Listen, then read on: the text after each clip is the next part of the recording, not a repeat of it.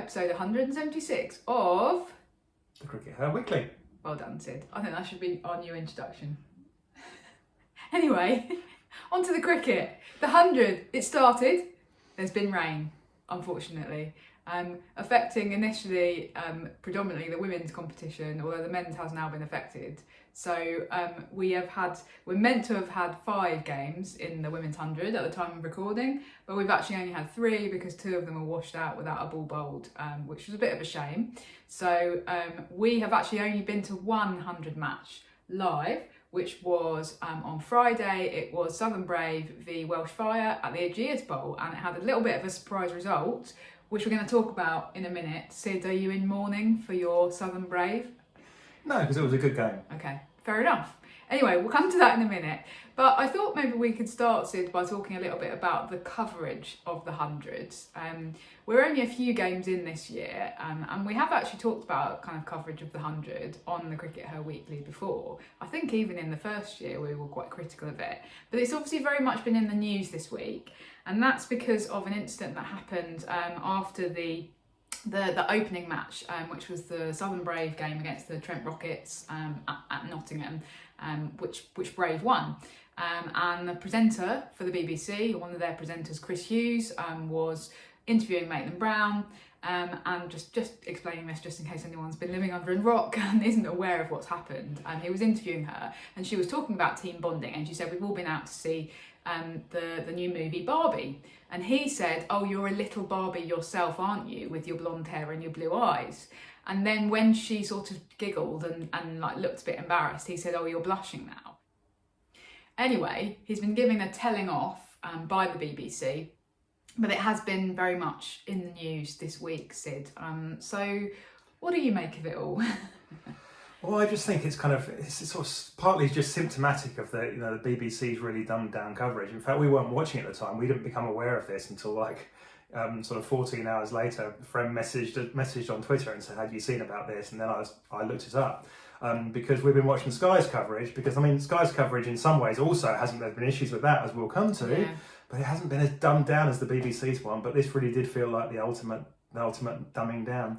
I suppose one thing on the other side really that I sort of feel, it's a bit of a difficult one to say, but let's say it, is I actually feel slightly sorry for the presenter, because he's a former Love Island contestant. That's what he's known for. He's known for sort of slightly sleazy banter, and he must have actually been sitting there thinking, well, what's going on here? Surely that's why you hired me. And that doesn't mean it's right. Just on that, I would also add that, again, totally not my scene, don't agree with it at all. But if you were on Love Island as a male contestant and you said to one of the women contestants, "Oh, you're a little Barbie," they would almost certainly take it as a compliment.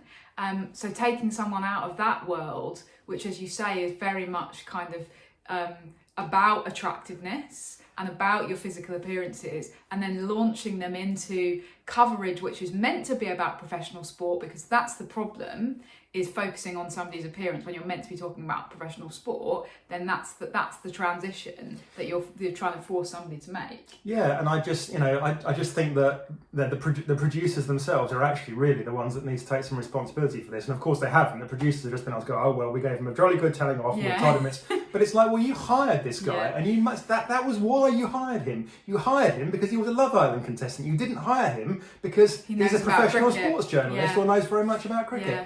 So, I just think that in some ways it's like another case of the wrong people taking responsibility for it. And it's like, you made these choices. You made the choices to create dumbed down coverage, and then you're complaining about the results of that when someone that you hired does something that's dumbed down. And again, that's not excusing what he did, but that's saying that the wrong people are taking, or the people that should be taking responsibility for this aren't. Yeah, no, I do agree with that. I think in some ways, and this relates to the Sky coverage a little bit as well, is we've still got a bit of a philosophical divide, or a kind of people are uncertain about how we should be covering the 100. Especially on the TV, because the whole idea of the competition is meant to be you're reaching out to a new audience. Now, we were actually in the crowd for the first bit of the game at the Aegeus Bowl yesterday, and watching like before the match started, and they do all of these introductory little videos, don't they, about this is what extras are, and this is what a no ball is, and this is what a wide is. So that you're trying to explain it to people who might never have seen cricket before. So on the one hand, you've got that element of the coverage is trying to reach people who might go, oh, I'm not interested in cricket, but I think, I'm interested in Love Island, so I'll watch the 100. There's definitely an element of that, isn't there, going on? But then there's also an element of actually we want the coverage to be serious, and we want Maitland Brown to be talking about her cricket and her on-field performances, rather than having to engage with strange, as banter is the right word, about being a Barbie or going to watch the Barbie movie even, because people somehow perceive that to be more interesting than actually saying, this is how I bowl the ball, this is how I hit the ball, kind of thing. So I think that there's a bit of strange kind of incongruity going on between some of the attempts to do more serious coverage and some of the attempts to do more light-hearted coverage, and they haven't quite worked out how to marry the two yet. Yeah. Now the Sky's coverage as well. Now we've also had issues with that. So we've been watching the games that we haven't been to live on Sky's coverage, which has also been available for free on YouTube, which is remains a big positive for the women's game. That all those women's games up until I believe all the women's group games are going to be basically available for free on YouTube. But we were a bit disappointed with Sky's coverage as well, weren't we, Raf? Because there seemed to be a lot of ignorance about the women's game from certain male presenters that clearly had very little engagement with women's cricket. And hadn't read their brief, didn't really know what they were talking about. So we had an example of someone, I'm not going to name names. But aren't you? Well, maybe it's not. Maybe it's fair, maybe it's unfair, but I don't want to name names. We know these people are being paid a lot of money, so... But we had an example of someone that was saying, oh, you just don't see many sweeps and laps in the women's game. And I'm like, well, that's because you've only ever watched highlights of the women's game, which has showed Danny White boshing it out the ground. There's been plenty of sweeps and laps. Yeah. And that kind maybe of they ignorance... watched a World Cup final 15 years ago or something. Yeah, so there's a lot of ignorance about the players themselves. There's a lot of mispronunciation still of players' names, and commentators just the people on Sky are given big briefs. The Sky pay a lot of money to CRICKETher or whoever it is. It's one of the CRICKETher type companies. I don't know which one it is, so it could be Opta. But they pay a lot of money, and they get these huge briefs full of stats and stuff about the women's game. Yeah. Interestingly enough, we observed yesterday that Stuart Broad had read his. Now, apparently he's a bit of a stats geek. I didn't know this, but someone in the press box was saying this. We could hear a bit of the commentary while we were at the ground, couldn't we, from Sky? And I actually thought he was quite impressive. He was sort of saying,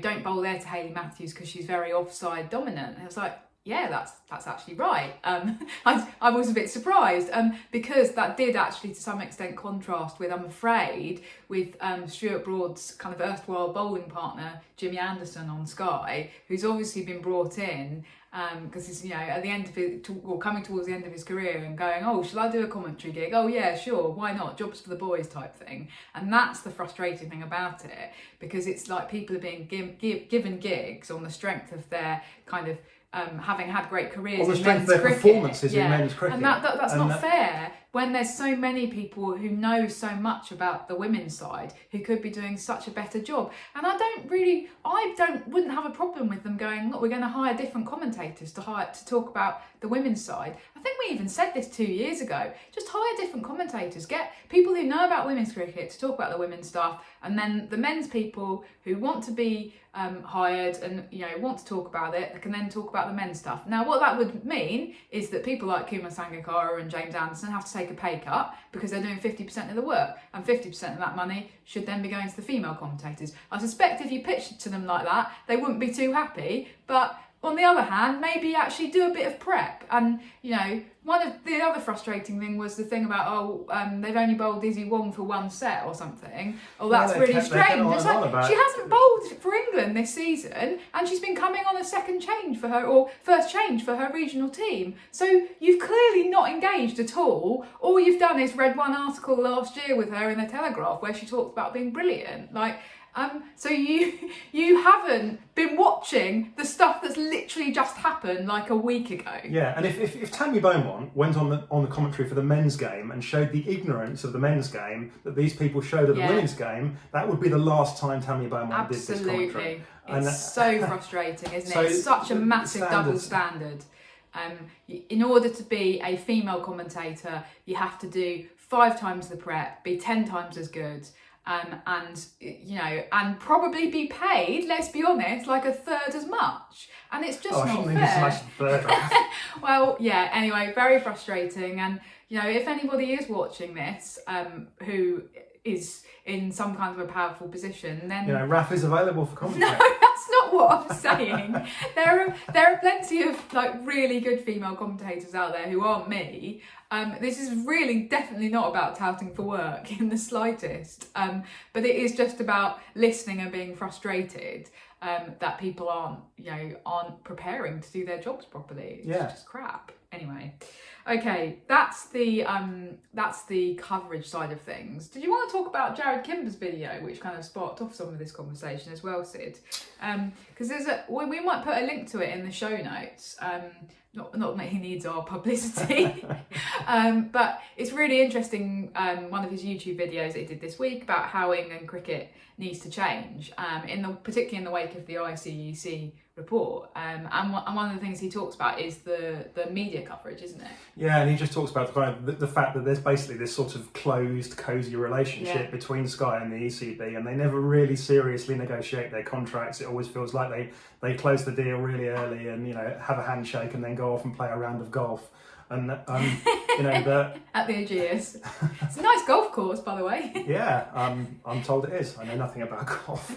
But what Jared is saying is that we need to kind of bring in some different voices and some different perspectives, and that cosy relationship between Sky and their mostly male ex-player commentator kind of set is part of the kind of the overall problem with the game in England, and it's all of a parcel with the stuff talked about in the Independent Commission report. Okay, interesting. So do give that a watch if you haven't already. Let's talk about the cricket though, Syd, because that's obviously what we're here for, partly. Bit of a shocker in that Welsh Fire v Southern Brave game, because that has put, after 3 completed games, that has actually put Welsh Fire at the top of the table. Okay, but it is a big kind of turnaround from last year where they were very much bringing up the rear. Did they actually win a game last season? They did win 1 game. Okay, all right. Well done. Anyway. They only won 2 points last season. So obviously, one of the reasons for bringing in a kind of semi-draft for the Women's 100 was to try and actually change some of those, some of the fortunes. Balance things out a bit more. Yeah, exactly. So does this mean that the draft has worked, Syd? Well, in the immortal words of Chairman Mao, I love to quote him on a Sunday morning. Really? It's too early to tell. I think that, but it is an interesting question. I think that the draft has had an impact, and it's obviously switched things up a bit. I think there are some negatives there as well. It feels to me like the perception coming into this year more than ever is that these are kind of fake plastic teams, if you like. That the teams don't really matter. It's just you bung a shirt on someone in the same way that you'll bung a different outfit on your Barbie. That's a topical reference there, Raf. Oh dear. And so you bung a shirt on them, and but that doesn't. The teams themselves, the colour of the shirt doesn't really matter in an extent. There were a lot of green shirts at the Aegeus Bowl last night. That's true, they were. But I got the impression that they weren't generally people who were going to be going home crying in the way that you sometimes, after a big defeat at Arsenal, you see people filing out of the stadium, looking really depressed. It's a tough one, isn't it? Because it was really interesting when we presented our research into the hundreds earlier this year to the ECB. And one of the things that they really kind of wanted to know the answer to was about how you develop or how you build the relationship between fans and their teams, and how you strengthen that relationship, and how you do it quite quickly with new teams. And that really wasn't something particularly that our research addressed, other than to say that what we felt came out of the focus groups was that there wasn't that deep-seated attachment to these new teams, and that's kind of what you would expect. And the draft that actually makes this worse, because it's a lot of new faces. So you've got Welsh Fire had sort of 5 or 6 debutants in inverted commas, and you're never quite sure what's what this. And it affects the ability of the media to kind of build narratives around the team, doesn't it? I think that does make it really difficult, actually, because I think that one of the frustrations at times for the ECB is that journalists aren't covering the 100 in the same way that they cover other tournaments. So you don't get somebody turning up to every match and actually following one team, for example. But if you don't have those kind of those carryovers between seasons, or those continuities, it makes it hard, it makes it really tough as a journalist to craft those narratives. So, if let's say Freya Davies comes out and takes a fifer for Welsh Fire, and I'm doing a post-match interview with her, I say, oh, well, it's great that the Welsh Fire have turned their fortunes around. How does this compare with last year? I don't know, I was at London Spirit. And so it's hard to craft those kind of continuity / change narratives, I think, and it just becomes tricky, because, like you say, everything's changing all the time. There's no sense of a kind of history of Welsh Fire. No sense of stability.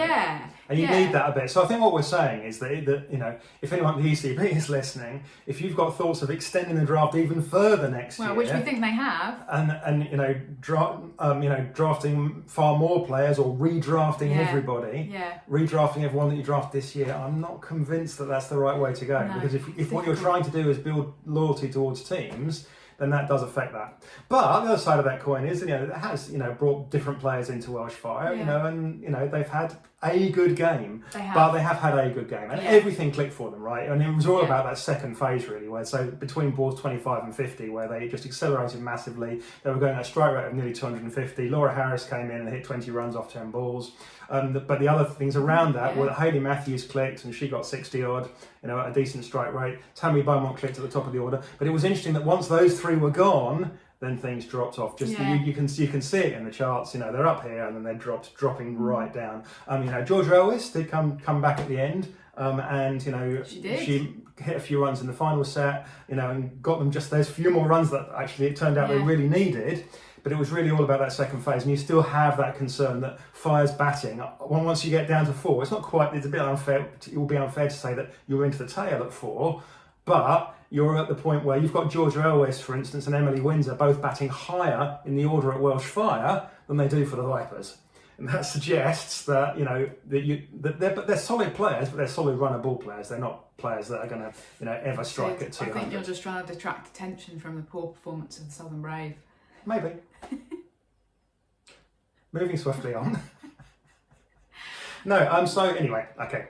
So, and the end of the game was kind of interesting, I thought, as well. I want to talk a little bit about the end of the game, because I want a question for you. How do you feel about that kind of that final ball? Perhaps we should, again, for the viewers that weren't watching that, what happened on that final ball? How do we feel about that, and what does that tell us? Well, it was a really exciting, close game, because it did come down to the final ball. Brave could have won off the final ball. In order to win, Brave needed 5 off the final ball.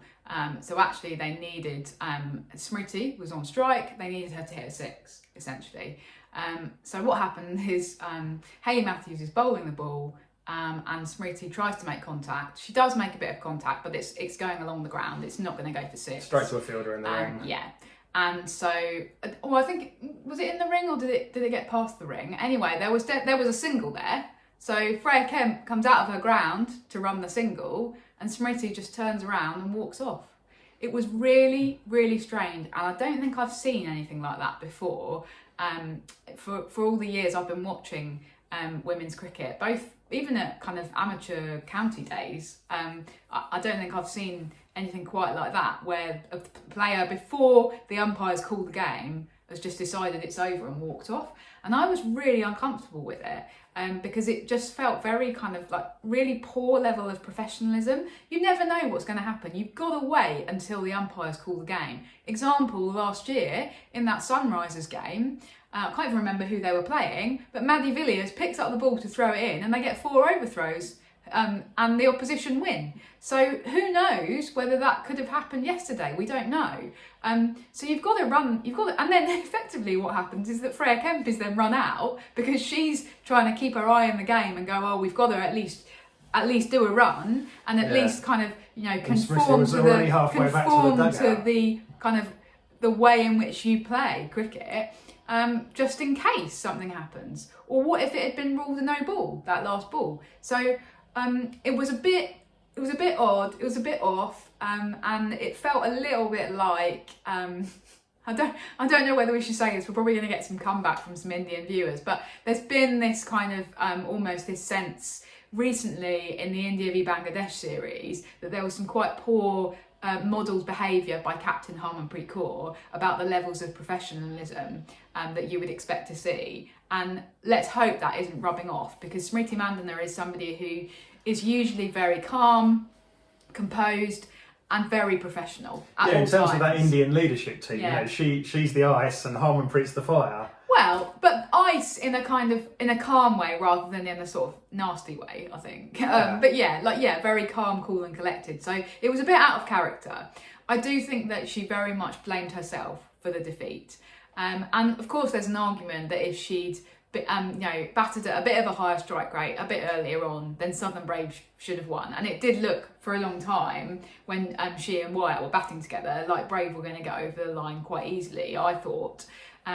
But obviously didn't happen. I personally think somebody like Chloe Tryon's got to take a bit of responsibility for what happened, because what was strange. Well, Chloe Tryon hit 8 runs off 10 balls, and that's not what you need when you need well more than a run a ball. Yeah, and what was strange was that it very much had the appearance of Chloe Tryon was just trying to get Smriti back on strike in order to hit the 4s and the 6s that they needed at that point. And you go, well, that's not your role in the team. Like you're batting at, was she batting at 4 or something? You've been bought in the draft by Charlotte Edwards because of your firepower. And actually, in a way, they would have done better to hold on to George Railwis, who's going to be a bit calmer and actually hit you at a run a ball, rather than just going, oh, I'm not really feeling the 6 hitting today, so I'm just going to leave it to my partner at the other end. That's not what she was there for. So I think she's got to take a bit of responsibility rather than just it all being on Smriti's shoulders personally.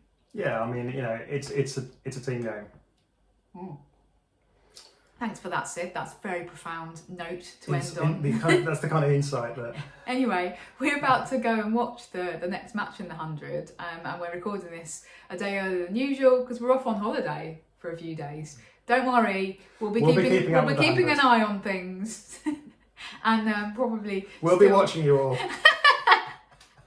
I'm probably still doing some charting and things. When we go on holiday, we don't really escape from cricket, do we, Sid? Why would you want to? Exactly, good point. Anyway, keep enjoying the 100. Let's hope that the coverage of the women's stuff gets a bit better. Fingers crossed. And see you next week. Bye for now. Bye.